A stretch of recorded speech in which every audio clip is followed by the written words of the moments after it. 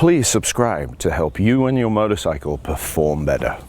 Dave Williams, editor, here with today's video.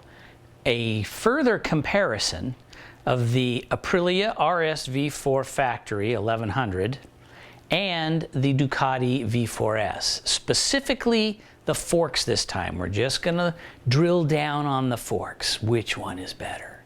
Now, if you've been following and watched the previous episodes on these bikes, you'll know that the Ducati has already lost that battle right out of the gate. We made a modification to help beef up the front end of the Ducati, and now we're gonna look at that more head-to-head. Do we have to do some more, or have we got them at par? Here's a preview. All right, so what we did at Sears Point, Sonoma, Infineon, etc. Shiv brought the Aprilia, and then we changed the settings. Now that particular track is incredibly intense on braking, and it is also, even more importantly, extremely intense on G-outs, which means you put the bike into an up-down situation, and in doing that, the suspension, the faster you go, compresses more and more and more.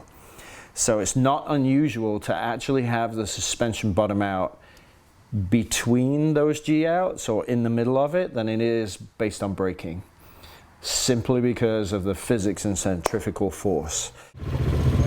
So let's take this away from Pat's settings. Hey, speed cost settings. So I had a bunch of preload. Don't you have to increase damping as well? you have linear springs. Oh, makes a difference. Yes, it does. No zip tie.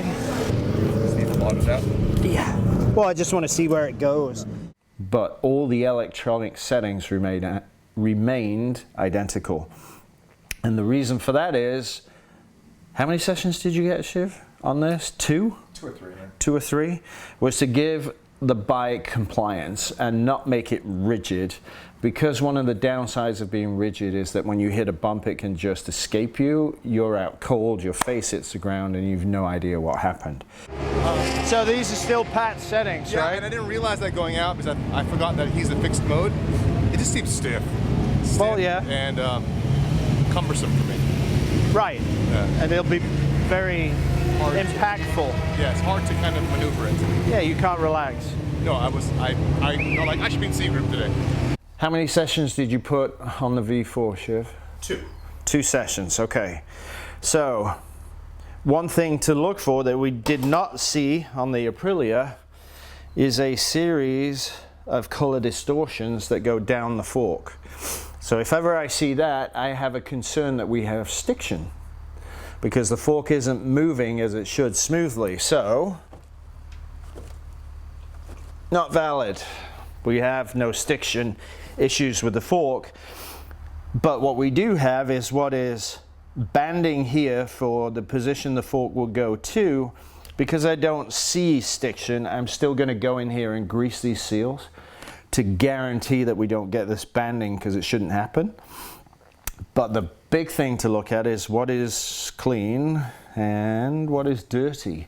And at the bottom of there, that is defined as dirty. So in regards to the front tire, ignore the splotches, because that's the rubber that Shiv picked up when he was coming off the track. We were saying, because the forks bottomed out, that the tire was doing a ton of work in terms of holding the bike up. So braking lines are supposed to be just a perfectly symmetrical movement this way. In width, the entire circumference of the tire, and we can see that it's not. You can see a wave here, and that wave continues and goes like that. Okay, so now we're going to find range on rebound. So I've taken all the compression out, all the rebound damping out of the leg. We're going to bounce it. What we're looking for is down, up, stop. So, epic fail. So now let's go in 1, 2, 3, 4 clockwise. Fail. So now we're at 32 on compression. Let's see how much travel we can get out of it.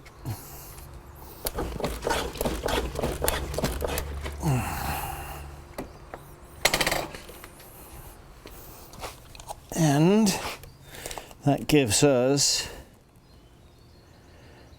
42 millimeters of travel left at full soft.